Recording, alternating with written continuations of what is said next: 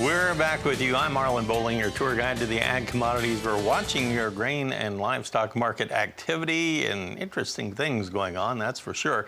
Looked like some profit taking hitting the corn market early on, and then it kind of elevated off of that. And we had some downward pressure in the wheat market. Turn that around. Let's take a look at what we're doing right now in the corn market first. We'll go to the board.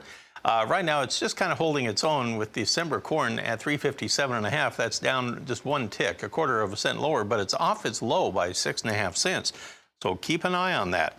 On the soybean trade, we are now trading November 2 3/4 higher at 956.25. That's 14 cents almost off of our earlier low of the day. We're about 3 cents off of our high of the day. So interesting stuff going on there.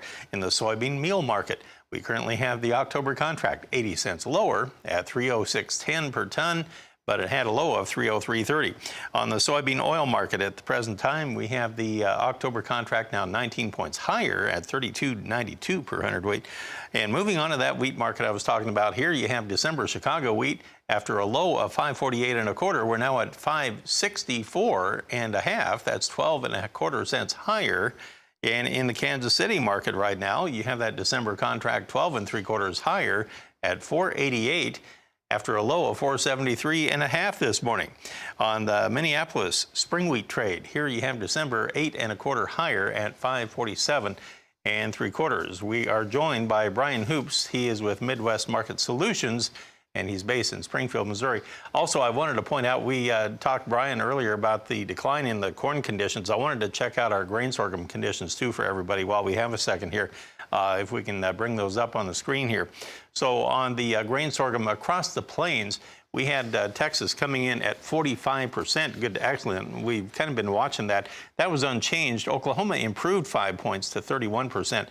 But Kansas and Nebraska both went down 7 points to 58 and 57% respectively. Colorado all the way down to 17%, but that was actually 4 points higher than last week.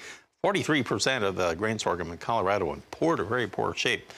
Brian, what do you think of this market action here in the grains so far today? Kind of choppy, but kind of interesting here.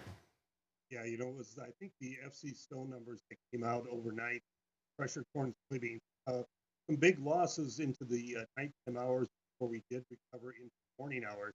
A lot of it was just on some profit taking in, but it kind of gave a warning sign to bulls. You know, the growing season's almost coming. Brian, it sounds like we may have a little bit of an audio connection there.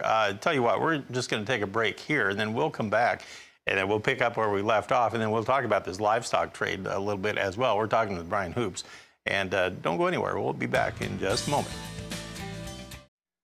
We're back with Brian Hoops, and let's try this again. Brian, what do you think of this mixed and choppy action in the grain market so far?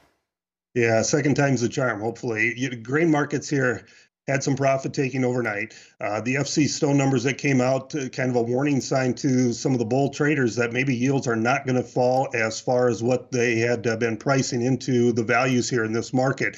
You know, markets typically are going to try and retrace some of their losses here. So I would expect a little bit more strength in corn and soybeans before next week's supply and demand report. But the growing season effectively coming to an end for the corn market. We don't need a lot of weather premium in. I suspect we'll take some of that back out before we begin harvest. You know, and this wheat market's had a real strong move, 70-cent rally. Definitely need to reward that, as we're going to see bigger production out of Canada, out of Russia, and we're going to be undercut in our export market this year. Let's check out our live cattle trade, and currently in the futures board in Chicago right now, you have the October contract 27 cents lower at 105.02, and December down 25 cents at 108.72 on the feeder cattle market. Let's go with October. We're down 92 cents now at 139.70. That's over $2 off our earlier high this morning. And October down 92 cents at 139.70 there. November down 77 cents. On the lean hog market, so far today, you have the October contract $1.12 higher, though, at 54.72. So interesting, the turnaround we have seen so far in this cattle complex, what do you attribute that to? Yeah, disappointment in the cattle market. The box beef appears to have topped. We've kind of started to take the edge off of that and trade a little bit lower at the middays, at yesterday's values when they were reported.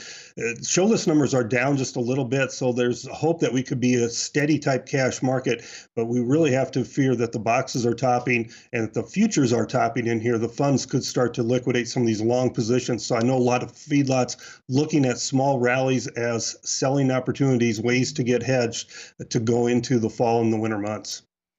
All right. Well, thank you, Brian, for taking time to talk with us today. Always a pleasure to visit with you about this. And we'll talk with you again real soon. Brian Hoops of Midwest Market Solutions. He's based in Springfield, Missouri. Janet, back to you.